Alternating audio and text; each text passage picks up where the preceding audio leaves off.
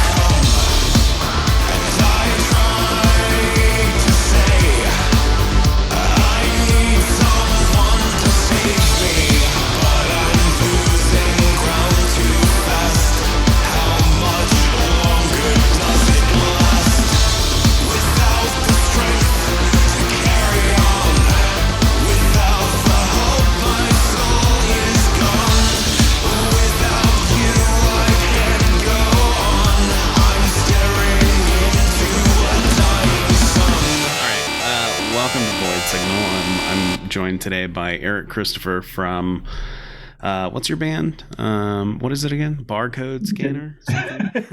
Something like that. Urinal Cake Machine? Yeah. Unitcode Machine. Yes. And I was exposed to you because of Chris Hall from Stabbing Westward. He had done a remix for you and recommended you to me.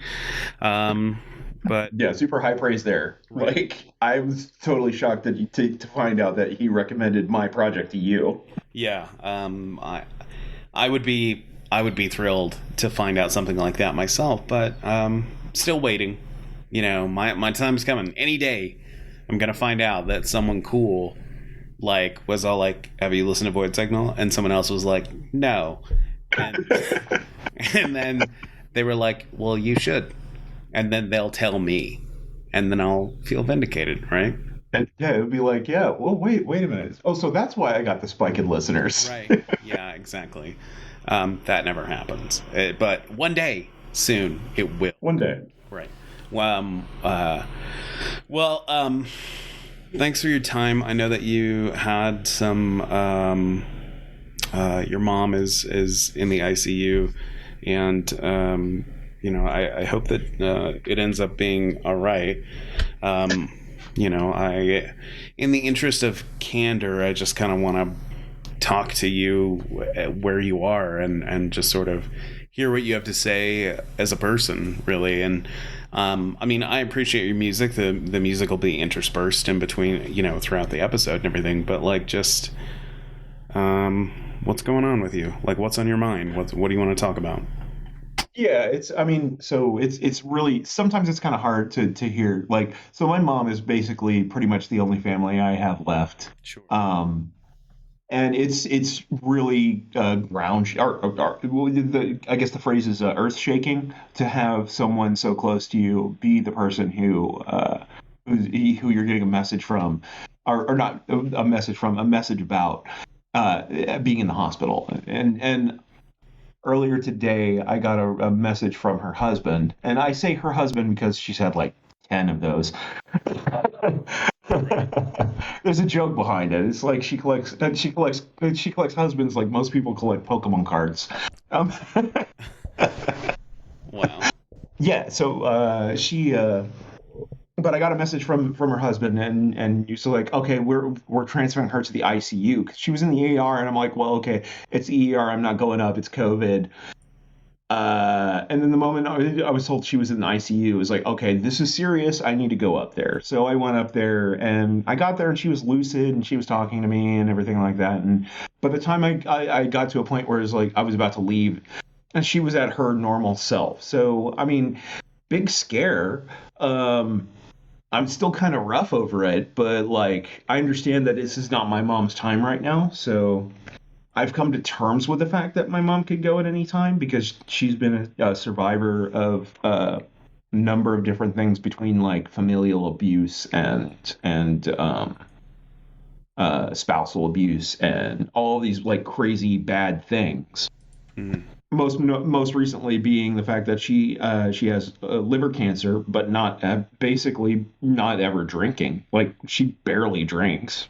Right. It's weird to have someone like have cirrhosis and like get cirrhosis of the liver who isn't like a case a day like alcoholic.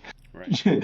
Like not even like a daily drink day type of like alcoholic. Mm-hmm. So there's some animosity I have to people that I know that are chronic alcoholics, and they're like, no, I'm fine, and my doctor says my liver's okay. I'm like, dude, my mother is dying from liver cancer and has cirrhosis, and you're getting a free pass. F you, buddy.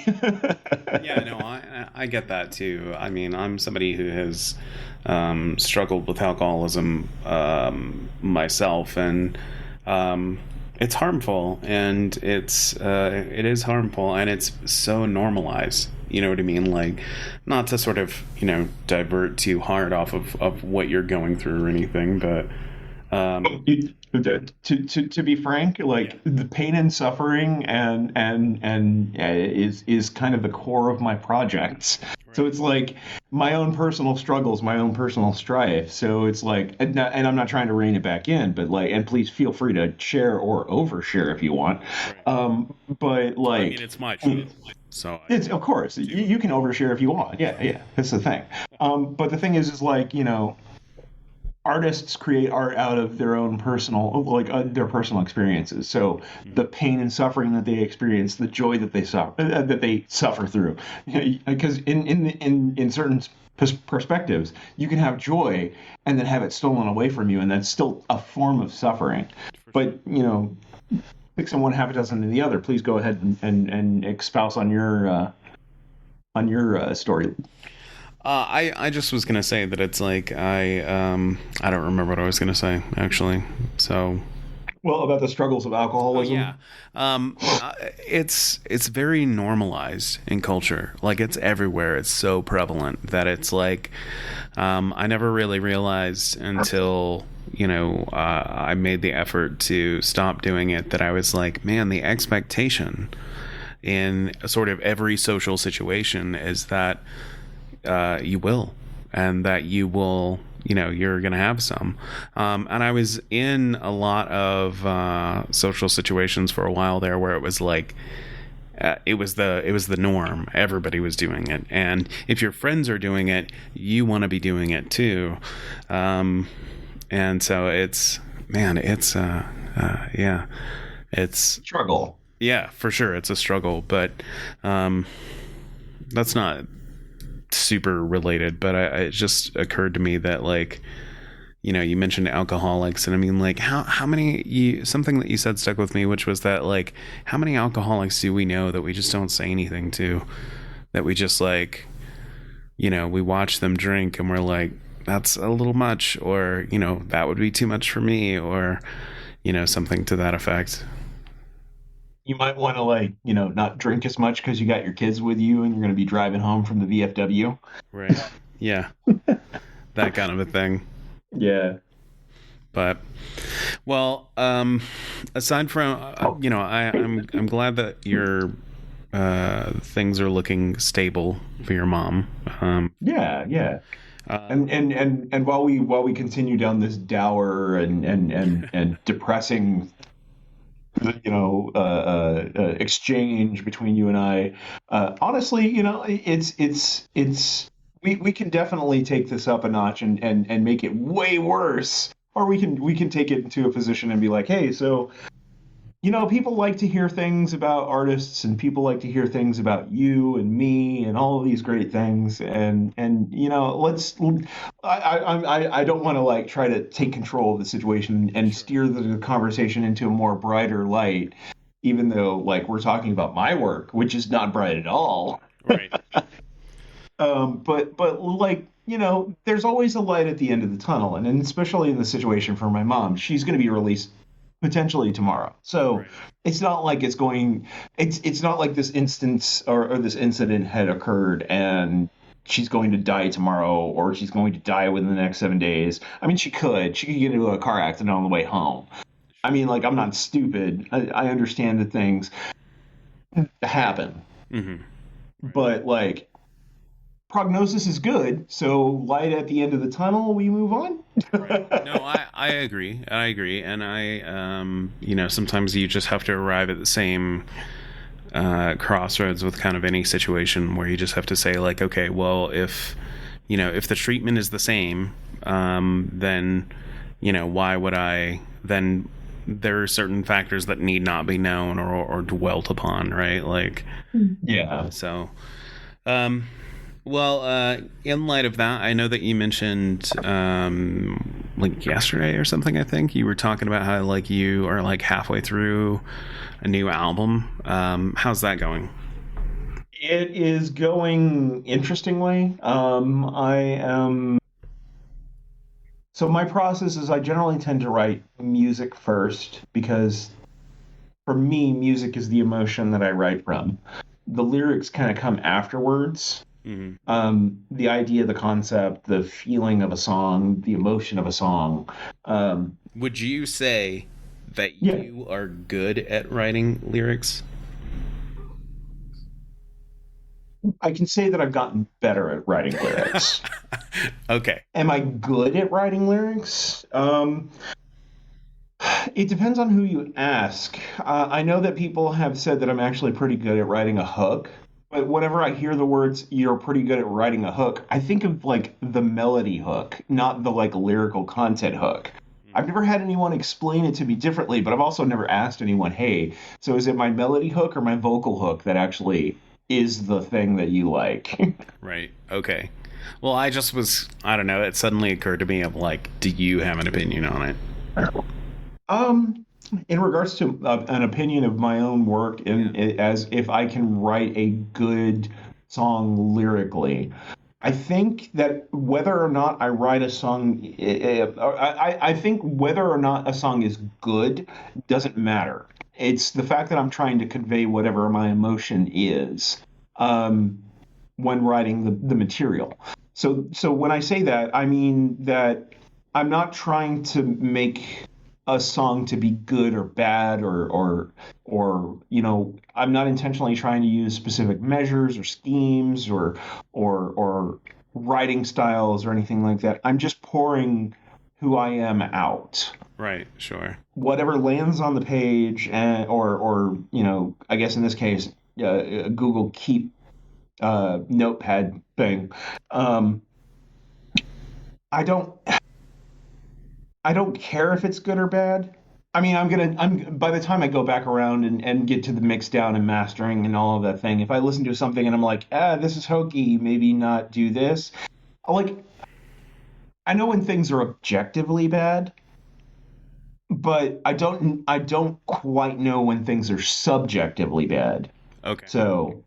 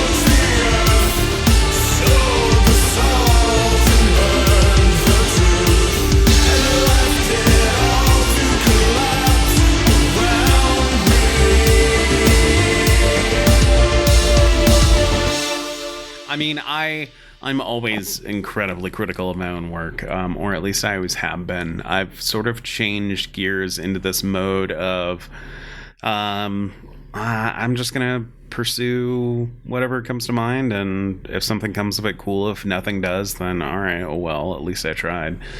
Yeah. So, makes sense. But, well, one other thing okay, so with that in mind, that you feel that way about your lyrics, do you feel that way about like the music that you write as a whole? Like, do you feel like it's like, I mean, obviously, I'm hoping that you're proud of it.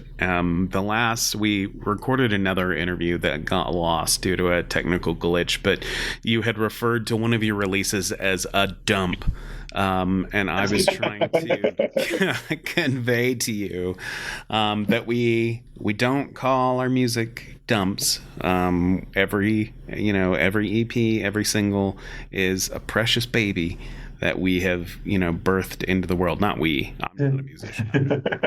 But you. Well, so with that in mind, like, do you feel that way about all of your music? Do you feel like there's something in particular that you're like really good at that you wish someone would notice, or you've been very flattered when someone did?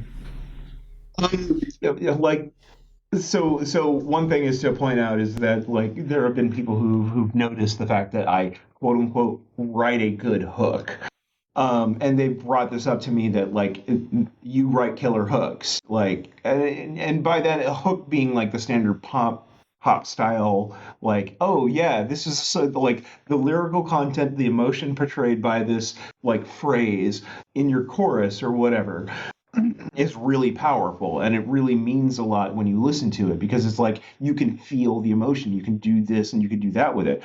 Am I proud of that? Yes, I will. I'm not shy to flattery.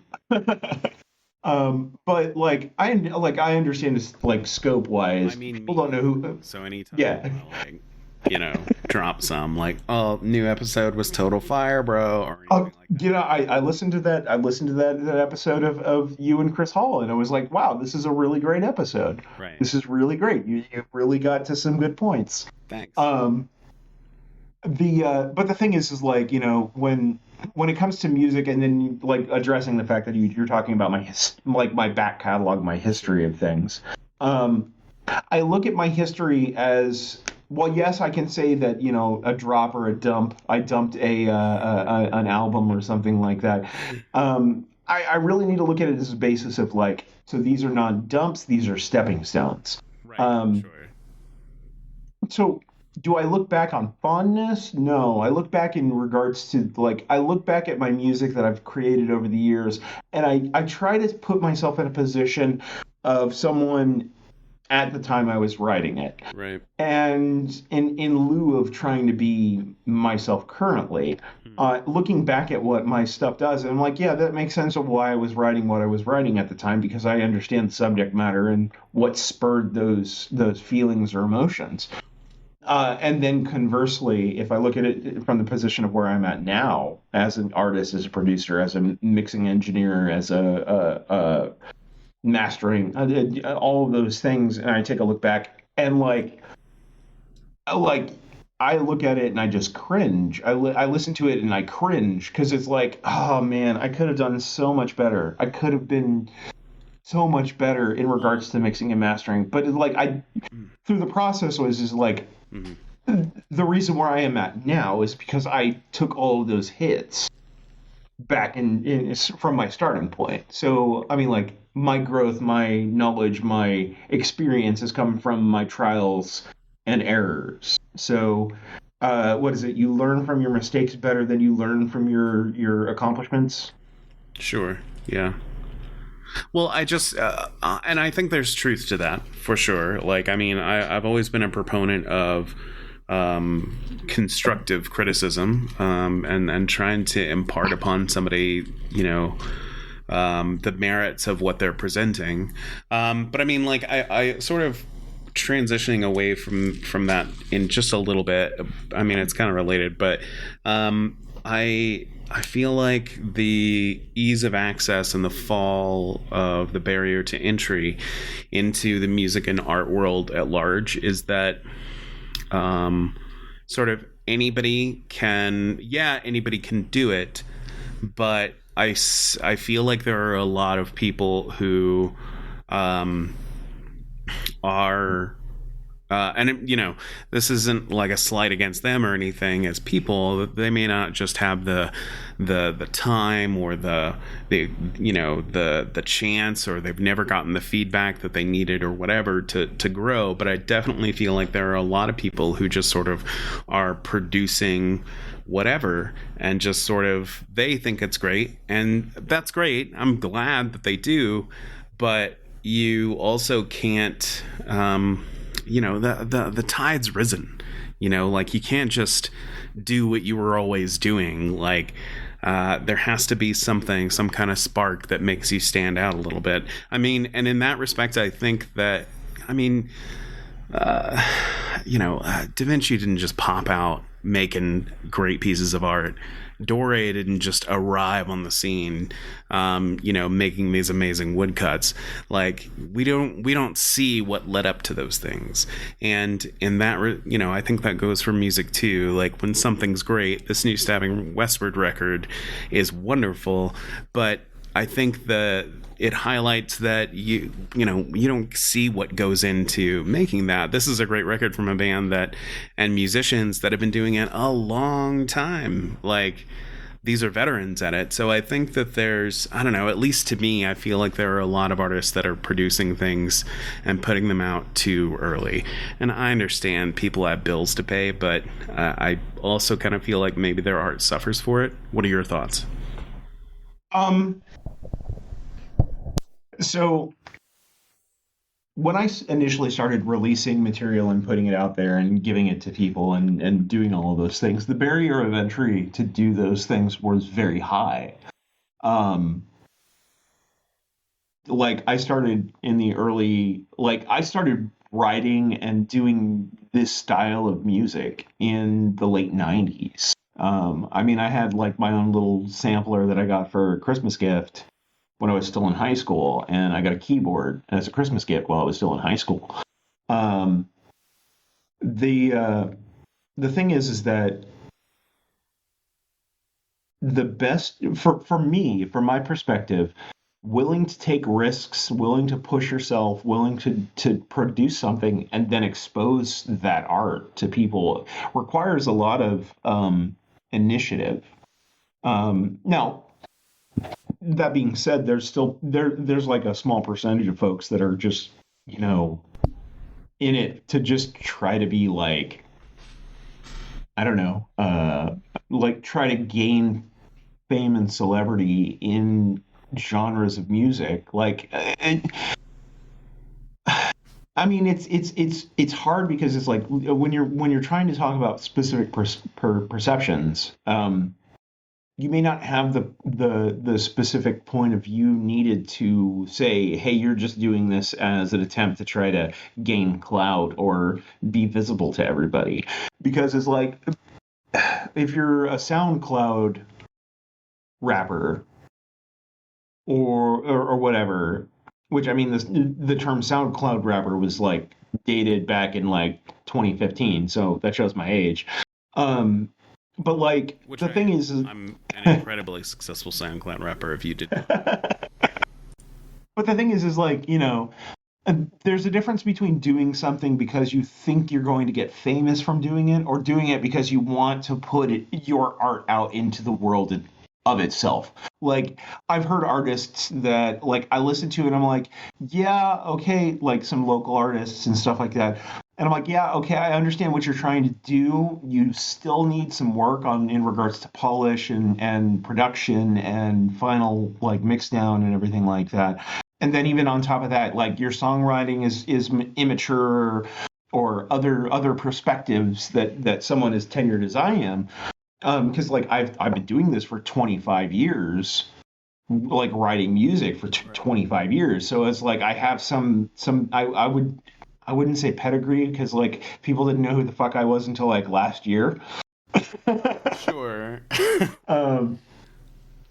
And sorry for cussing, but No, hey, you're it's fine. I like don't give a shit. okay. Say whatever you want. But yeah, like people didn't really know who I was until I was like last year until I was like, you know what, I'm gonna go ahead and write an industrial pop album and it'll be like, hey, by the way, I have a broken heart. My girlfriend like destroyed me type thing. Right.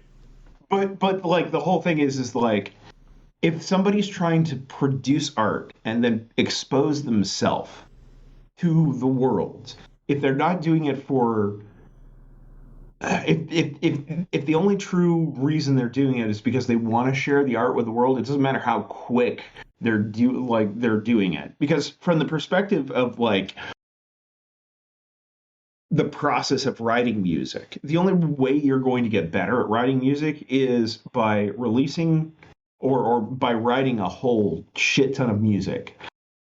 The only way you're going to be able to get better at writing music is, and I say only, and I'm using only a number of different times here, and I mean this as a collective only, but one, you need to be writing a bunch of music. Two, the music you're releasing has to be the best of what you're currently writing.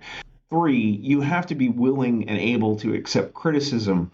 And by criticism, I mean constructive criticism.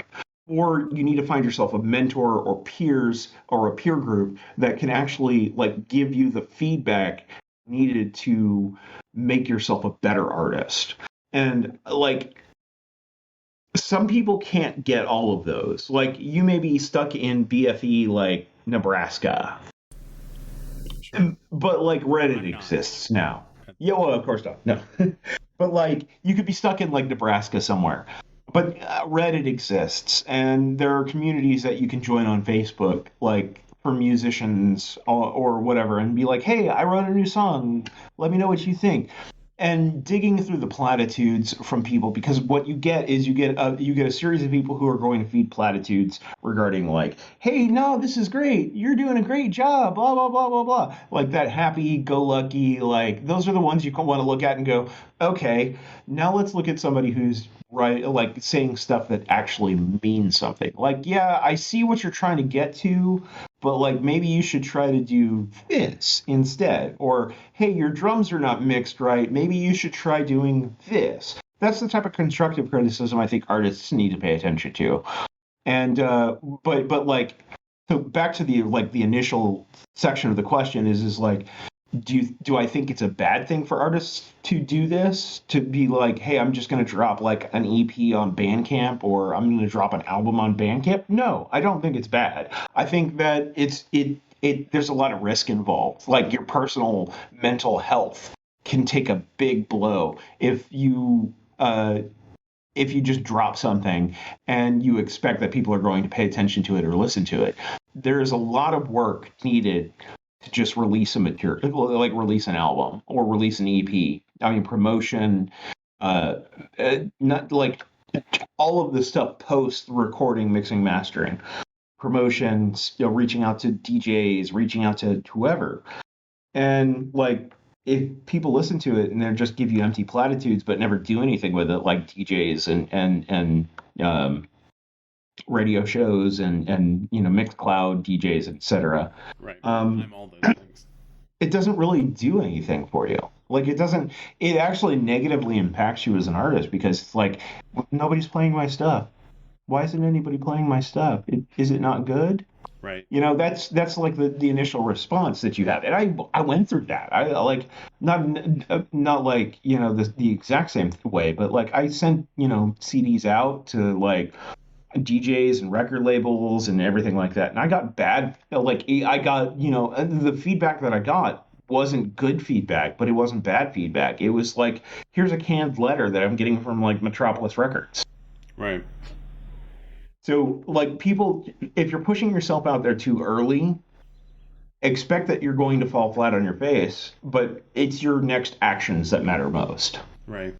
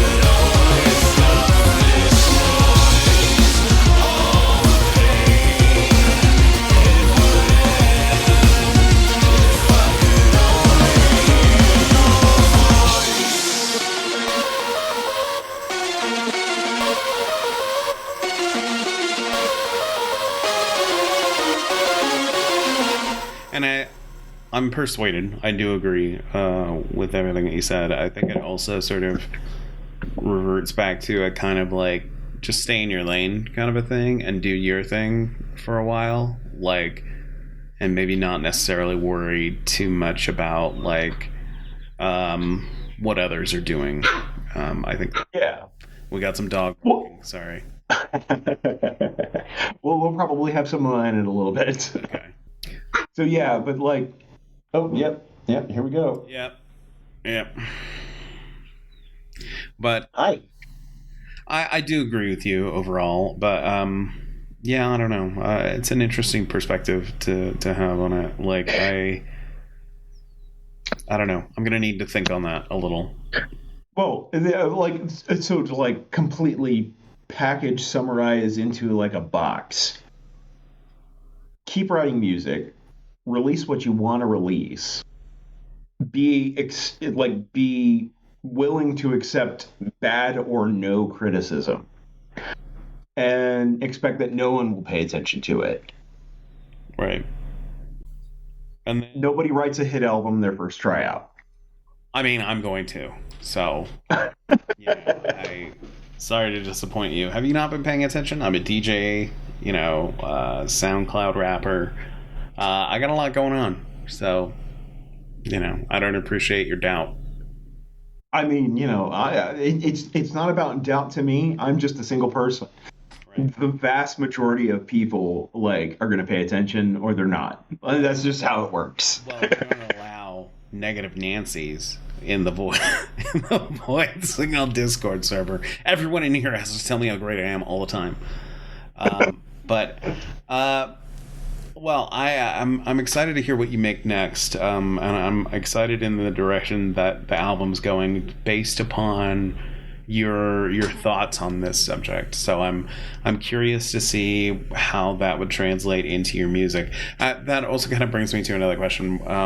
Do you have a song of yours that you just feel the most proud of, that you're just like, man, this is the one, this is the to date, right? Because we all want to improve at what we're doing, but to date, this is the best thing I've ever set my mind to. If I were to parse it out based off of quality in regards to specific things,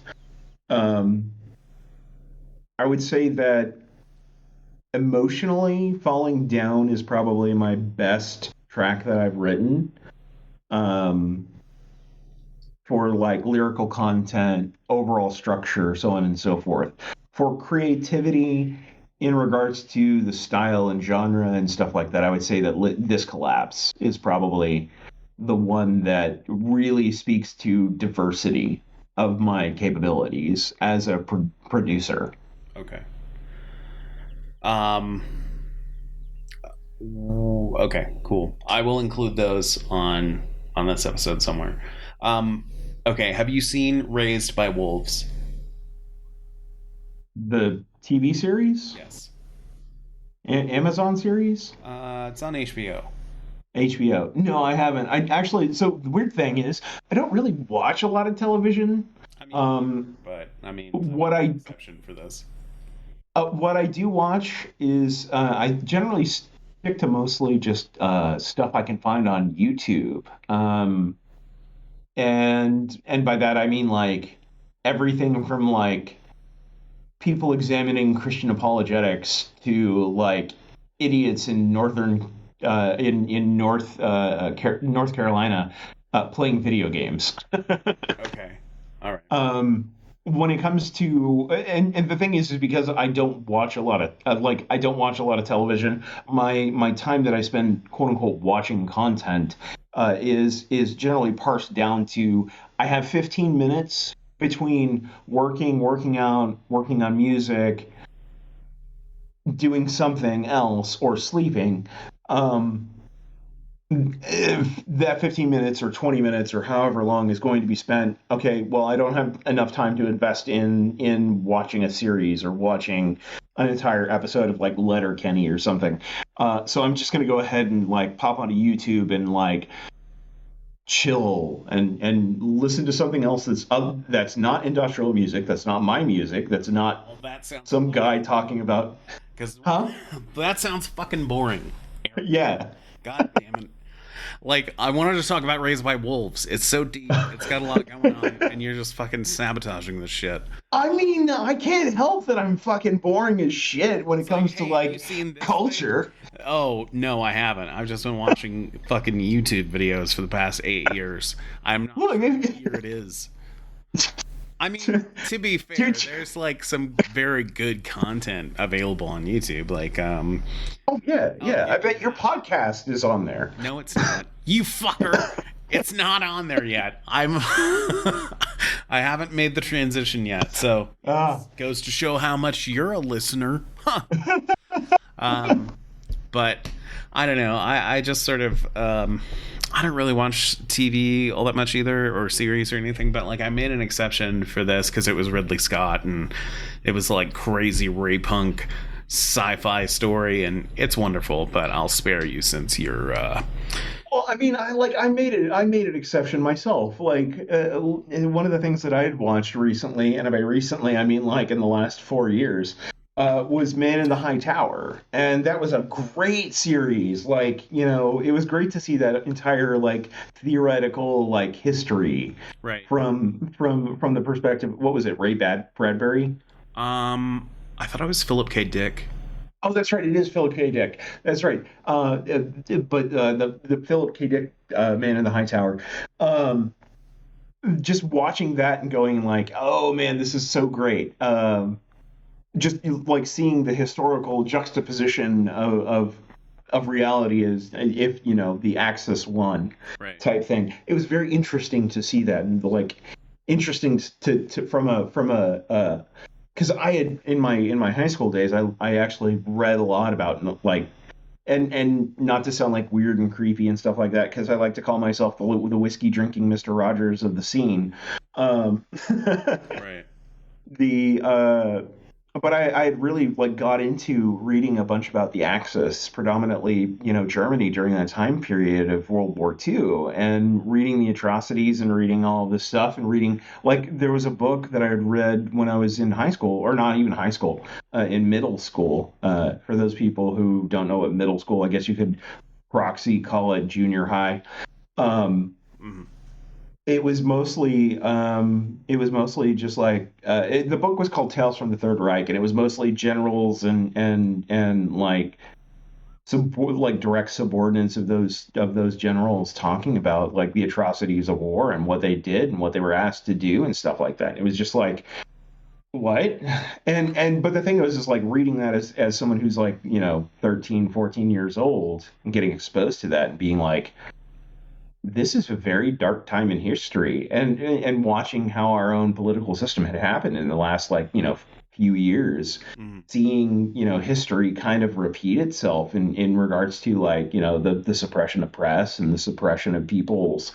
It's very dark and very and I drew a very clear and scary like parallel to that, and I'm like, what? Why are we doing this? This is exactly what was happening during X period of time. Right. We are not Nazis. Why are we doing this? Right. So I had a interest in history and such when I was younger as well, and I may have even read that book as well. But I read a lot of like World War II stuff, watched a lot of World War II stuff, so it was something that I found interesting. And yeah, I don't know. It was always one of those things that it was like, I started to feel weird reading books about it after a while, because I was like, well, I don't want anybody to think I'm a fucking Nazi. Like, there's a difference between reading about history itself and then jumping onto like reading books like Might is Right and like the biography of like what is it, George Lincoln Rockwell. Like, big difference between jumping those things. But I did own Might is Right. I did have a copy of that, but not for white supremacist reasons. But like, you just stumbled upon the book at a garage sale and you're like, oh, this looks interesting. There's a fat piece on this cover. Yeah. What's that supposed to do? Yeah. I mean, the one I bought was anyway. That was a long time ago. It was a very dark time in my history as well. But it was something that kind of hung in my mind. But yeah, it's weird how American fascism, it doesn't have to look like Nazi fascism. It can look like, it's going to be, wearing the American flag and, respect the blue, and it's going to be all this kind of shit. It's going to be patriotism. But not to get too political, but Yeah, of course not. Like you're talking to somebody who writes like political music, but sure, no, not. I mean, I'm pretty political myself, and I try to keep it reined in as much as I can, because it's one of those subjects that I could just like kind of ramble on endlessly about, like, to a certain extent. And it's not because I don't want to alienate listeners or something. Like, if that happens, that happens, and I don't care. Void Signal's probably not for them anyway. Yeah, I mean, like if you're like a huge fan of like Boyd Rice and like Death in June and stuff like that, yeah, and Blood Access, maybe like, okay, if you respect it as from an artistic standpoint, okay, maybe it's okay. But like if you're like listening to it and you're like, you've got the shaved head, you're wearing bracers, and like Midas Wright is living on your bookshelf currently, you should not listen to this show, because like there's a lot of leftists you have on this, and myself included. Right. And we don't take kindly to that type of thinking. Right. Yeah, it's not really a loss. That there's, I would hope that by now it had been kind of established what where I stood. But sort of on that note, there is a podcast. Have you listened to Hardcore History with Dan Carlin? No, I haven't listened to Hardcore History. All right, here, I'm going to start banging on about it. So, okay. It's Dan Carlin is just this. He's not a historian. He'll tell you that himself, but he is a fan, a history buff, and he just like tells these stories based upon his knowledge of the subject and what he's read and what he's researched and all that kind of stuff. And it's wonderful. He's very enthusiastic. I mean, he's just like, he's the college professor that you just like, you hung on their every word because the subject they were teaching was something they were so into. And his narrative and the way he builds story is so compelling to listen to. As an added bonus, he also sounds a lot like, at times, Heath Ledger's Joker a little bit. So, oh God! So why so serious? Yeah, like he'll just like suddenly like get very animated, and it's great. It's wonderful. But I mean, I don't want to be like that guy, but like it sounds a lot like Billy Wet, not Billy Wet. I guess who did Nixon on Futurama? Was it Billy West or was it Billy West? Yeah. So yeah, Heath Ledger's Joker sounds a lot like Billy West's Nixon, and I could never separate the two. I listened to it and I'm like, this is Nixon from Futurama. I don't think I ever made that connection, and I may have to revisit it now. But Hardcore History is great. It's wonderful. Can't recommend it enough. Nice. Well, I don't want to keep you too long because I got things to do. You got things to do. So I will, in the interest of keeping this to about an hour or so, what are you enjoying right now? I know that today has been a difficult day, but I know that you've got the record coming out, and sometime this year is what you're going to be aiming for, yeah? And you've got a tour coming up? Prospectively, I'm looking at hopefully releasing the next album, which has got a name and all of these things, because I named the album first. It's kind of my process. The album I expect will probably be released before September. the reason is that I like going to cold waves now, and I want to be able to have copies of it with me at cold waves. So, Gotcha. so hopefully 1st of September, I'm planning on hopefully having it produced, printed, and stuff like that. But yeah, we are going on tour. We're going on tour in June of this year, so a couple months out from the date of this recording. Gotcha. And we're going to be going on tour with good buddies of mine, Finite Automata. They are from the Atlanta area. I met Dom via Twitch, actually. I popped into his channel and just started bugging him. And then eventually we met at Cold Waves. And we were like, hey, we're really cool people. Hey, do you want to do a tour? He's like, or he asked me, hey, do you want to do a tour? And I'm like, yeah, sure. That sounds like it would be a great idea. You don't know who you're asking this question to. And I say that because, like, I'm very business focused and I'm very like, you're asking me to do X, Y, Z. Okay, I will make it happen. Right. Okay. But yeah, I mean, so that's an asset. That's a good thing. I feel like that's a key part of this that, you know, a lot of us are lacking out here. You know what I mean?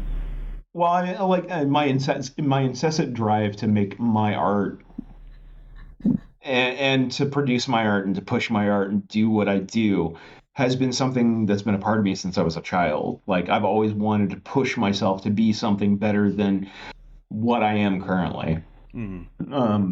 And like, I listen to like some, like, because I've got a day job currently, and like the stuff that I listen to is like at work, for like they make us take project time, blah blah blah, and bullshit. But like, they're like, hey, take this time, watch some LinkedIn Learning, and I'm like, okay. So I watch all of these like videos about setting goals and achieving those goals and doing things regarding goals, and I'm like, you guys are telling me all of this bullshit that I already fucking do for myself. Why are you doing? Why am I taking this course? Right. Because I'm so goal oriented. But yeah, that's regarding what I'm enjoying right now. I honestly, I want to hear a diatribe about how you're goal oriented. Like, yeah. Tell me what you're fucking enjoying. Yeah, let's Good for you. Some of us aren't. Check your fucking privilege. Shit. Oh, no big deal. I've just got this huge fucking dick that I just carry around. My back is killing me because I have all this self-discipline.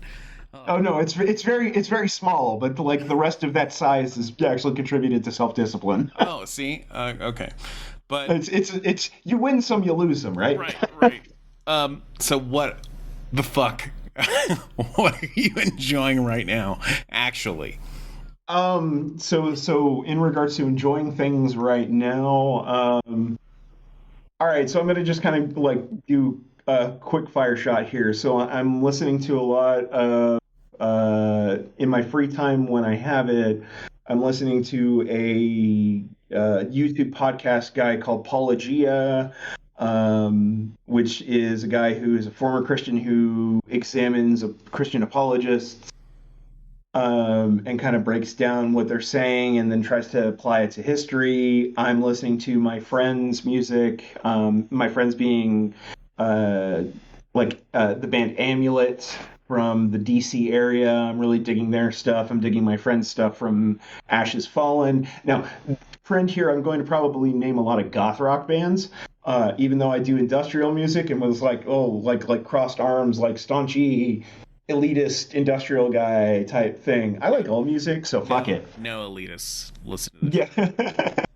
No genre bucking, no stuff like that. The only elitist here is me, and that's it.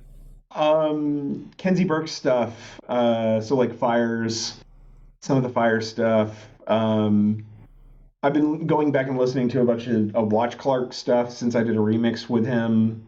Playing video games like Legend of Zelda because I like cheesing the movement system and doing things like wind bombing and whistle sprinting and glitching through things because it's like fun to do it's fun to play a game where you can bend the rules a little bit. Sure. Yeah. Okay, well, those are good answers. Those are better than I love having self-discipline. I mean, Like, so in the time periods of when I'm not being self-disciplined, Yeah, right. Like, the 15, 20, 30 minutes at a time that I can actually take a step back and not eat my nutritionist specific, like, hey, you need to eat like 6 bags of fucking steaming bag broccoli a day to like lose the weight you want to lose. I'm like, okay, I'm gonna kill myself by eating this 6 bags of broccoli a day. yeah. Um, yeah. See, like, anyway, video games. Yeah, Video you games. need to. This recommendation is for anybody. The game No Man's Sky is it's on Xbox and PC. I don't think on PlayStation, but you can No, it is. for if you subscribe to Game Pass, which is they always have promos going for like $1 or so. But you can play it for like $1 or $15 for a month on there, and it is even if it's not a forever game for you, something that you play a lot, it does have a story that is worth experiencing. That's mixed Yeah. in with this wonderful sort of postmodern rock sort of electronic kind of soundtrack. Really good, and very thought provoking. Like it's one of those games that like even if you're not a gamer, like this is something that is worth experiencing. Oh yeah, no, I actually picked up No Man's Sky for PS4 from a used bin back, before they started doing development on new material, but at the same time, like when it was catching a bunch of flack, so I got it for like $5 out of a used bin at like GameStop.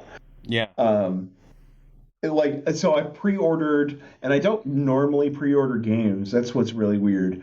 But I pre-ordered Tiny Tina's Wonderlands Hmm.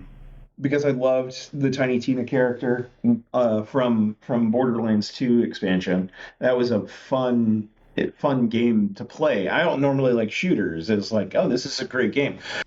This is fun, and I could see myself playing a whole game about it. Well, they eventually did. They're eventually releasing it up tomorrow, actually. Um, but It's one of those franchises that I like checked out of and then just haven't gone back to see like what's going on with it now, kind of a thing. yeah. No, I get that. I checked out when I heard that they were doing a whole bunch of like, oh yeah, we're doing loot boxes for Borderlands 3. I'm like, why? Why do you need to do loot boxes for Borderlands 3? Right. This game can be completed to play just by itself as a standalone game. Are you guys now no longer doing standalone game? I don't want to play game if not standalone. Um, have you played Dead Cells at all? Oh, the is that the Side roguelike Yeah. roguelike side scroller? No, I haven't, but that reminds me that I did pick up Enter the Gungeon recently. I haven't played too much of that, but that's a fun roguelike. I actually have Dead Cells is the roguelike Metroidvania style thing. Yeah. Blasphemous Yes. I is have Blasphemous. I'm not good enough to play it though. I'm not good enough to play it either, but it's fun Yeah. until I get love pissed the off, and then I'm like, fuck it, I'm done. Yeah, the art for it is phenomenal as well, but I'm not good at it. No, That's no, why- neither am I. That's why it's like everybody else can play Elden Ring. It's not for me. I'm not, I can't. I mean, play games like that.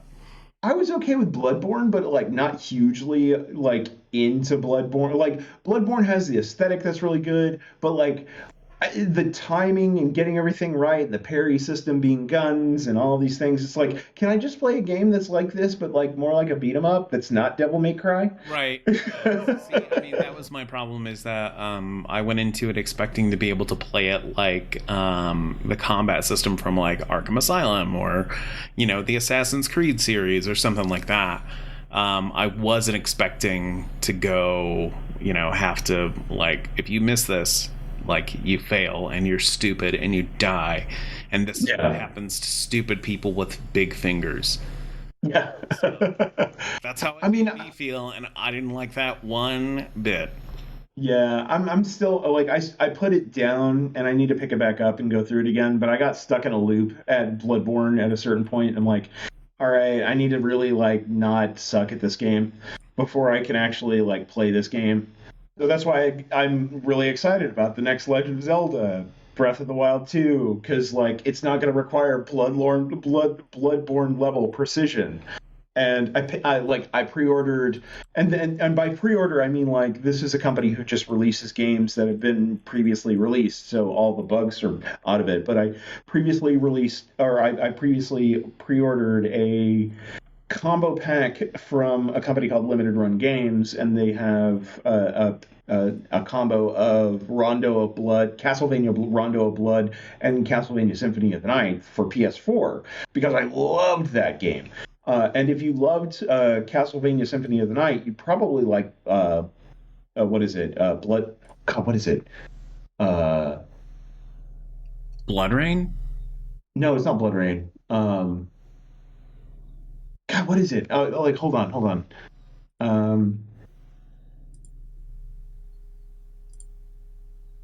Bloodstain. Curse of the Bloodstain is a series. Yeah, and the problem is like it's another demonic creature that is into blood type thing, and you say the word blood a lot and blood and blood. Okay. But no, if you liked Castlevania Symphony of the Night, you would love Bloodstained. That's the game with all the blood. Yeah, well, actually, surprisingly, it's Bloodstained Ritual of the Night. Surprisingly, doesn't have as much blood as you would think it should, but it's kind of the same kind of perspective as Castlevania Symphony of the Night. Because it's got like that whole Metroidvania, like exploring the entire thing, it's like the entire map, and then having to double back once you get new material and new like equipment and stuff like that. It's really fun. And because I had the experience in Symphony of the Night, I was able to kind of like grind through it really quick. Right.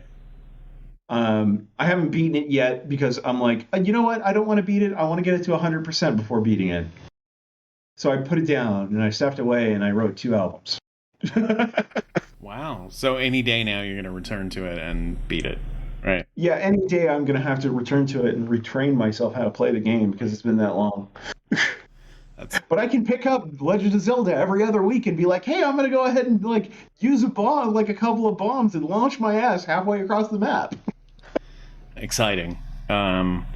All right, well, those are all good answers. I will let you go. And thanks again for your time, man. I fuck around a lot, but I do appreciate your time, and I do hope that things turn out okay for your mom and all your other loved ones as well. And I can't wait to hear the next album, and I'll let you know when this goes up. Okay, cool. All right. Well, I will go ahead and kill it.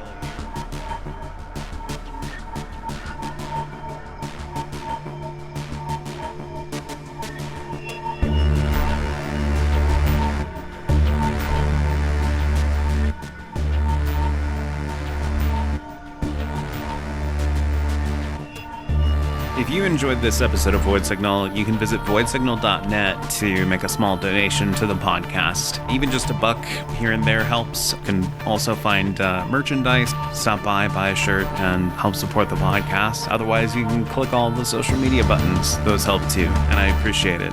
Thanks so much, and take care.